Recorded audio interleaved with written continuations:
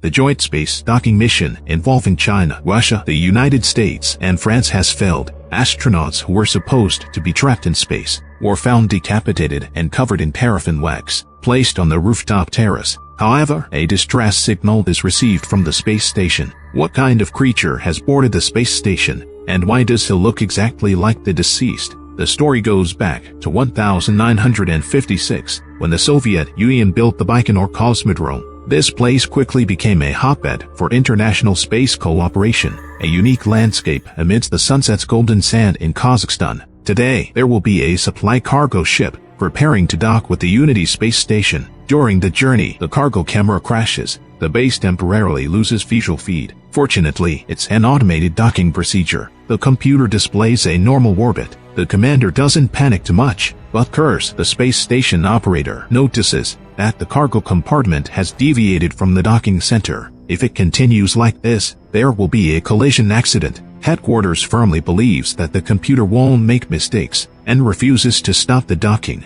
Kurs is forced to switch to manual control. In an attempt to correct the docking trajectory, a collision still occurs. At the brink of death, Kurs shouts his girlfriend's name and urges her to leave quickly. Meanwhile, Anna, who is being rescued on Earth, seems to hear his call. The docking failure this time is quite severe, and all the cargo is lost. The space station built by the four countries has also lost contact. The survival chances of the 3 astronauts inside are extremely low. The commander submits a report. He believes this failure caused by the American astronaut Kurs, because the computer displays that automated docking was fine. The side, of course, refuses to take the blame. He wants to uncover the truth, because Kurs was calling for Anna before he went missing, so they plan to start with Anna. The quota for this mission to the space station originally belonged to Anna, but she suddenly experienced a mental breakdown. Missing this opportunity, at this moment Anna arrives at the command center. She looks at the monitor. She recalls the day before departure. Kurs asked her if she knew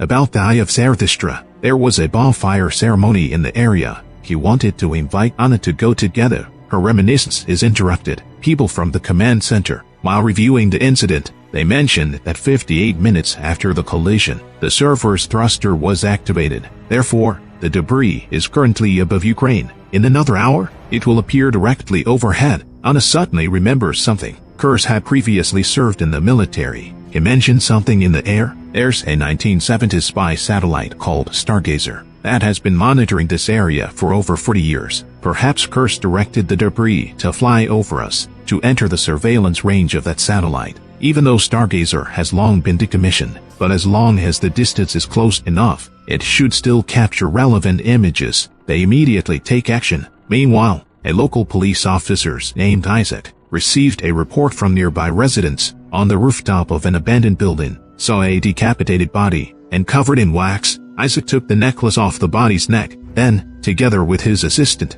he transported the body to a butcher shop. In such a remote location, there's no medical examiner to be found. Isaac slipped some banknotes to the butcher shop owner to help him examine the body. The deceased had a burn mark on the coccyx. There was a chip embedded in the subcutaneous tissue of the palm. This indicates that he was a military personnel. The police chief doesn't want to cause trouble. He wants to cover up this case casually, but Isaac instructed his assistant, David, to find a way to decrypt the chip, while he himself drove to visit a local witch doctor to ask if she recognizes the necklace. The witch doctor said that the pattern on the necklace is the Eye of Zarathustra, a symbol of the Zoroastrianism. They worship the sun. They place the deceased on high towers. There's a nearby site of the Tower of Silence. Currently, there are also believers going there to worship. The witch doctor said she had seen a white man wanting to go to that tower, accompanied by a French woman. After gathering information, Isaac arranged to meet David at a tavern. Meanwhile, David found a hacker who was about to decrypt the chip.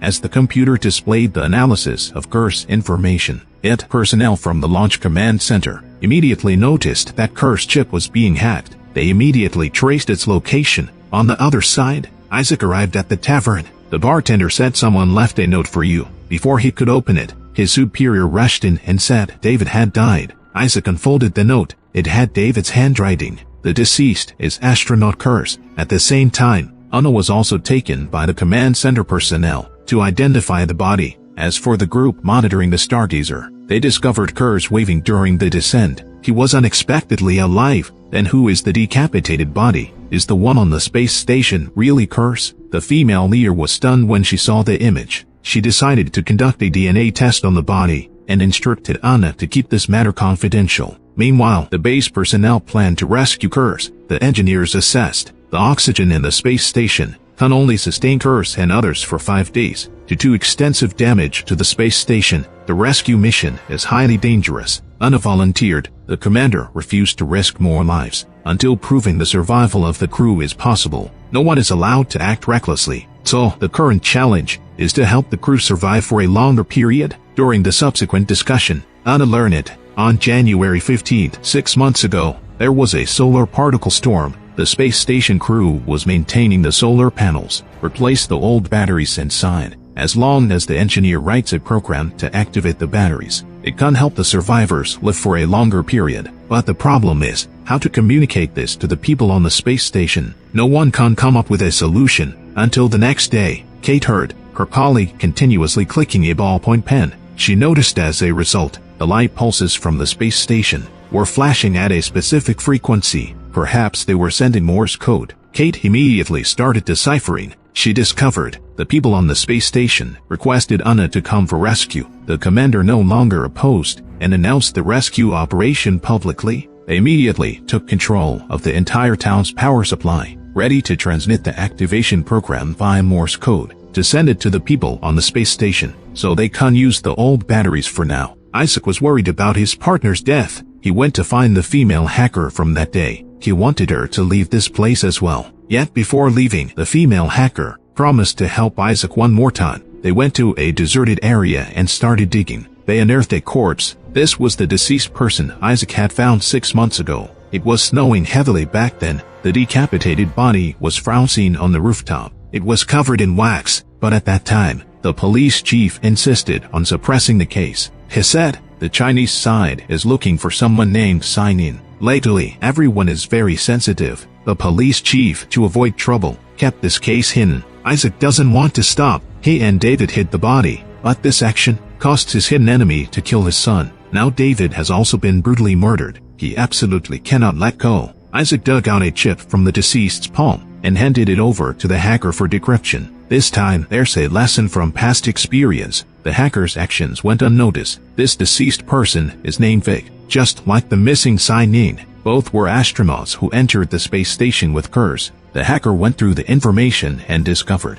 Kurz shouldn't have gone into space. He replaced a French woman named Anna. Since the witch doctor also mentioned a French woman, Isaac decided to meet Anna, but she's undergoing quarantine training, getting ready for the rescue operation. He can't enter at all. The female leader found Anna and said the DNA comparison results are out. The deceased and Kurz have a 93% match. She asked Anna to think it through, whether she wants to risk it for the remaining 7%. After nightfall, Isaac goes and returns. He disguises himself as a doctor and infiltrates the base, planning to find Anna in the isolation room. But he discovers Anna being tracked by someone. Isaac immediately saves Anna and holds the helpless hostage to threaten them. Unexpectedly, the next moment, the entire base goes dark. It's the command center signaling the space station. Isaac takes the opportunity to open fire. When the lights come back on, the corridor is in chaos. Isaac successfully escapes with Anna. The sky brightens. Awakening, Anna sees Isaac lying in the driver's seat. He has lost too much blood and is unconscious. She gets out of the car to check his identification. She discovers that he is a police officer's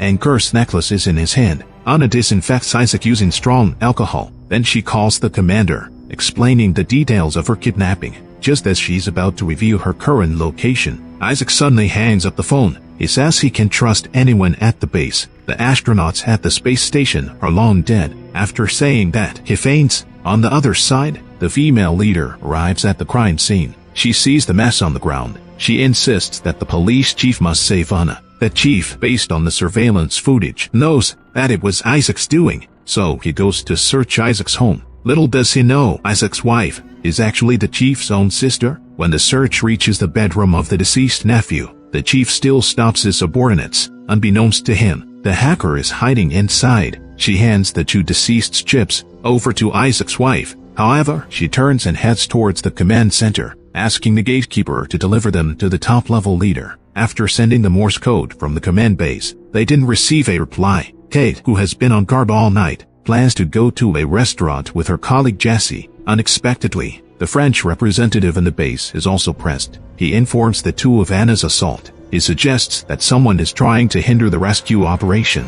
Perhaps it's the same person who sabotaged the docking. Although the computer displayed the correct orbit at the time, it's possible that the satellite data was manipulated. Kate is convinced by the other person. She pulls Jesse along to investigate. There are indeed two satellites near the space station. They are from the United States and France, respectively. The signals between the command center and the space station are all transmitted by the American satellite. The two gather their colleagues. Together, they search for evidence of human intervention. Meanwhile, Anna takes the injured Isaac with her to seek refuge with her trusted contact, Jill. Jill is in charge of the tracking station, which can detect anything that falls into the desert. Anna uses the computer there to search. She discovers that on January 15th, the day of the solar particle explosion, its magnetic field interference affected the electrical systems, including GPS and radar. This means that if someone exploited this loophole for landing, the tracking station would find it difficult to detect. Anna thoroughly examines the data from that day and discovers a set of strange coordinates. And that location is near the Silent Tower. It's the atomic bomb testing area. Jill says, 25 years ago, he also crash-landed in that location. At that time, Jill, the commander, and Anna's mother were all astronauts on the peace station. A sudden short circuit caused a fire. Several astronauts, respectively, boarded the spacecraft to return to Earth.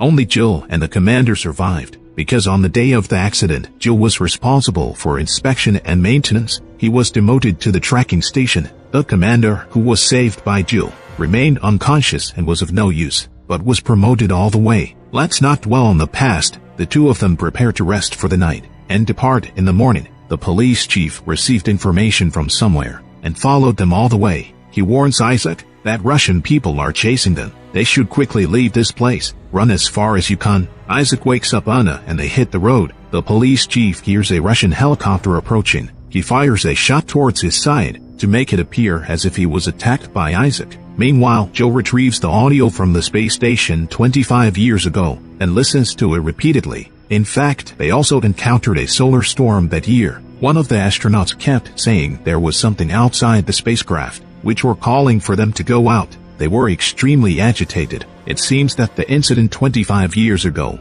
was also mysterious. At this moment, Jill notices the sound of a helicopter and immediately deletes the recording. Meanwhile, at the base, the side learns about Anna's disappearance and plans to hand the case over to another company. They also demand the commander to hand over the docking password for the space station. The other side has no choice but to proceed with the technology transfer. Unexpectedly, halfway through the transfer, Kate and the others find evidence. 31 seconds before the collision, the code sent by the American satellite was manipulated, which was the actual cause of the failed docking. As a result, the US representative is taken away for investigation. The female leader holds the chips and meets with the US representative. She says the identity chips are absolutely impossible to forge. Yet, they were found on two decapitated bodies. Who are the people inside the space station? She hopes the US representative will tell the truth. The other party insists on not knowing about it. In fact, the female leader is uncertain about the situation. The US side may not necessarily be behind the trouble.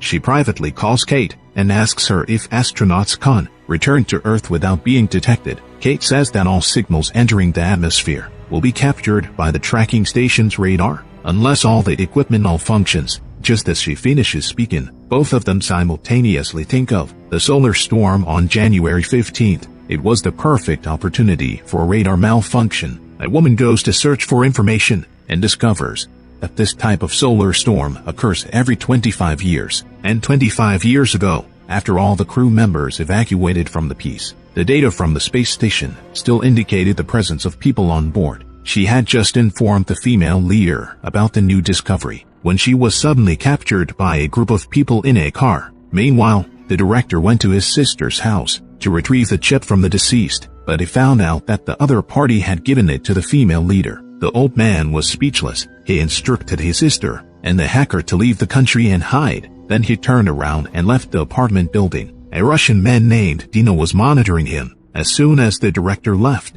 Dino brought his men upstairs and captured his sister and the hacker. He even forced the hacker to lock in Isaac's location. Once he had the coordinates in hand, Dino contacted his subordinates and said that Anna had been found. Jill was no longer useful and could be eliminated. His subordinates immediately took action, yet Jill fought back and killed them with great effort, and with his last breath, he sent a message and coordinates to the female leader, urging her to save Anna immediately. Meanwhile, Anna was heading to the radiation zone with Isaac. As a result, there was nothing at the location indicated by the coordinates. The two of them left disappointed. Unexpectedly, they encountered a sandstorm on the way. They sought shelter in a tent by the roadside. They stayed here temporarily for the night. The next day, Anna stared at the ceiling, lost in thought. She noticed that the tent's roof was made of parachutes, and they were specifically used by the space agency. She called Isaac to the spot where the parachutes were found. As expected, they found an escape pod there. The woman at the retrieval station saw Anna's watch and said, "It's been 6 months. Why did you take so long to come?" The woman returned to the house and took out an identical watch with the same engraving on the back. It looked like the one belonging to Kurzel. She said that someone came 6 months ago and wanted to exchange the watch for food, promising to come back and redeem the watch, but never returned. There was an injured person who was still in the next room. Anna and Isaac pushed open the door and were surprised to see astronaut Sai-Ning. It seemed that Kurzel and the others had indeed returned to Earth. So, who were the people on the space station? Sai-Ning had a blank expression and kept repeating, "I'm not here. Anna and the others are waiting for you." In the next moment, countless bullets came flying. Dino's men had come looking for them. At the critical moment, the people sent by the female leader arrived to help. Just as they breathed a sigh of relief, the TV in the room suddenly displayed a signal. It was a distress signal from the space station. The person in the footage was Vic. His body was supposed to be buried in the ground, yet he was currently inside the space station. He said he had successfully activated an old battery. However, there was only enough oxygen for 48 hours. He hoped the base would come to rescue them immediately. The problem at hand is equivalent to Schrodinger's cat. Only by boarding the space station will everything be truly revealed. So, the female leader intends to conceal that the 3 astronauts have returned to Earth and have died, while announcing plans to send a rescue mission for the astronauts. After 12 hours, Anna sets off, while Isaac discovers another bizarre corpse. Kate was thrown into a garbage pile, with the Eye of Zarathustra drawn on her head. There was also a note on the person's body, with a series of numbers written on it. Isaac takes a photo and sends it to the female leader, wanting to know the meaning of the numbers. The female leader realizes that this should be the data about the peace station from 25 years ago. She goes to Jesse for further confirmation. Jesse says it's a record of oxygen levels. The female leader instructs her subordinates to search for January 15th, the spacecraft that Jill boarded, and the oxygen tank situation. They discover that the oxygen consumption on that day far exceeds what the people would require, which suggests someone else was present besides Jill and the commander. On the other hand, the fingerprint test results from Kate are out. They belong to a drunken person named Jane with facial burns. Isaac and the chief set off to the gathering place of the homeless in search of Jane. Unexpectedly, they saw Kurzel and Vic's names on the second-floor wall. A passerby said these two were poisoned by radiation. That Jane you're looking for is a priest. He even tried to treat the 2 of them, but all 3 of them haven't been seen for a long time. Based on the clue priest, Isaac found out that Jane is a follower of Zoroastrianism, and there are many followers as well. As soon as the 2 found out Jane's location, they took action. On the other side, the base is formulating a rescue plan. Due to damage, the space station is in a spinning state, as it cannot dock normally. Anna must enter escort mode and synchronize her rotation speed with it. Then she will enter space wearing a spacesuit. She will land on the space station by herself. Since she also needs to bring 3 sets of spacesuits for the other survivors, she can only choose the lightest style. It can provide 15 minutes of protection in a vacuum environment. After everything is ready, Anna puts on the spacesuit and departs amidst the crowd's gaze. She successfully enters space and overlooks the Earth, and gradually approaches the space station. As planned, Anna positions herself 10 meters away and enters escort mode to rotate along with it. She opens the hatch and sets off. Awed by the silence of the universe, Anna can feel the sun and its rays passing through her body. She can't help but recall the bonfire gathering she attended with Kurzel. there, the followers of Zoroastrianism gather. They wrap the bodies in wax and place them on the rooftops as offerings to the sun and vultures. To avoid polluting the land and water sources, they also cut off the heads of the deceased and burn them, ensuring the complete disappearance of the soul and thoughts,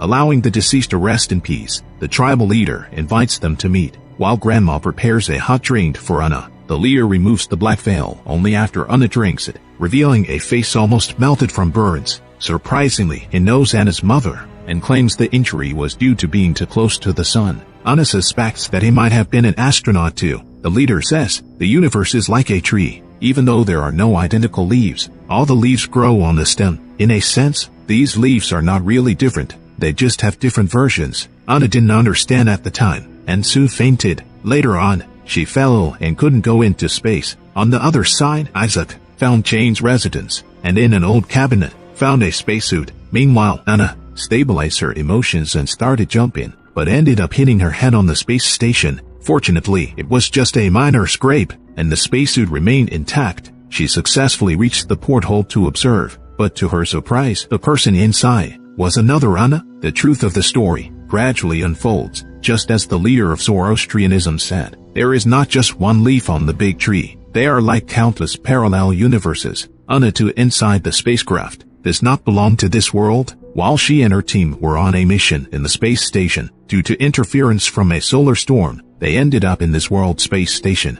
Kurz was shocked when he saw them, because these individuals were identical to his own team members. Anna was also very confused by the situation before her, and she reported the news to the base. The commander didn't know how to decide, so he reminded them that the oxygen was running out, and regardless, they had to rescue the people first. While the safety hatch was jammed and couldn't be opened, Jesse saw the oxygen levels were critical and suggested giving up the rescue operation, but the commander instructed Anna to continue. As the oxygen continued to deplete, she eventually lost consciousness due to lack of oxygen, drifting slowly into space. The commander returned to the office with a mournful face, but gradually revealed a sinister smile. He took out his computer and accessed a secret webpage. Meanwhile, on the other side, Isaac informed the female leader about the culprit, who might be one of the astronauts. To his surprise, she asked about the spacesuit, whether it had the SKV insignia on it. Isaac indeed saw that symbol. It was the peace emblem. The female leader speculated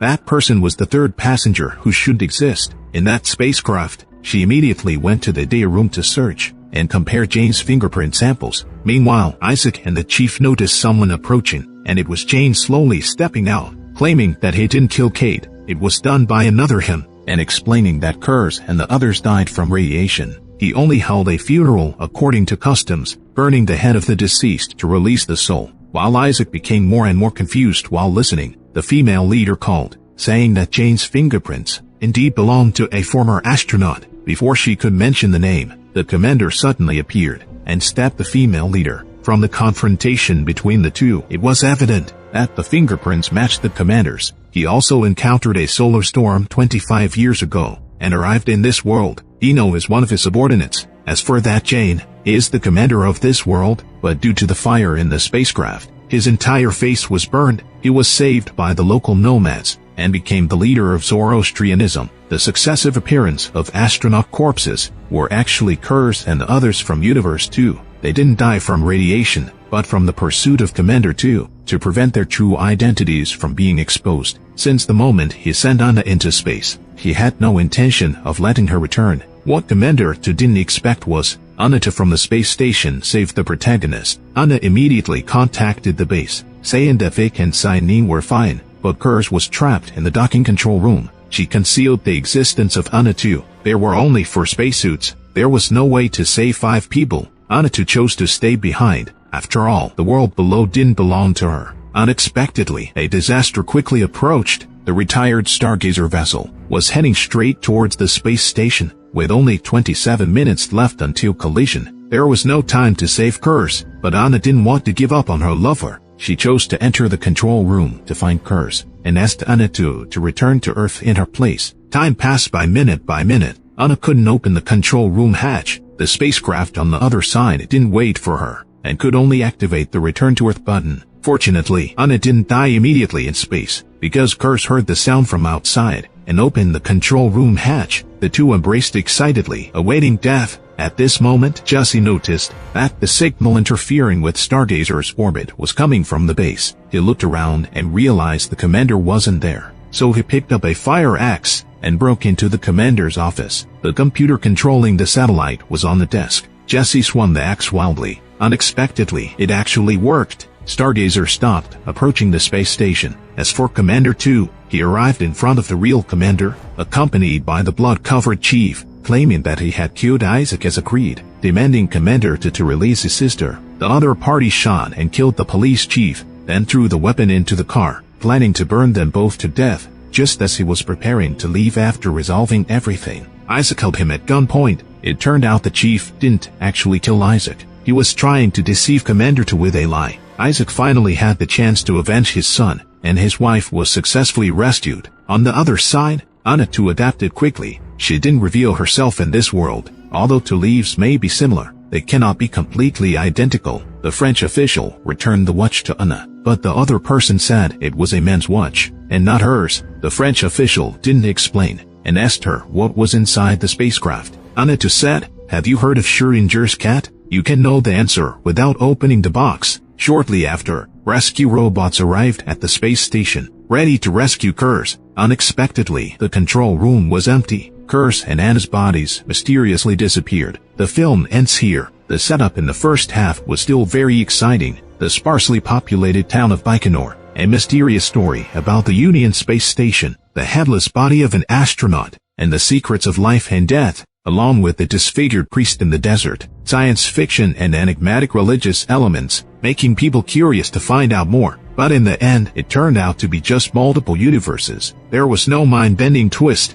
The stunning setup immediately became tasteless. Regarding Kurz 2 and others, why did they land on Earth before others? There was also a clear explanation given. If you enjoy my channel, please give me a subscription.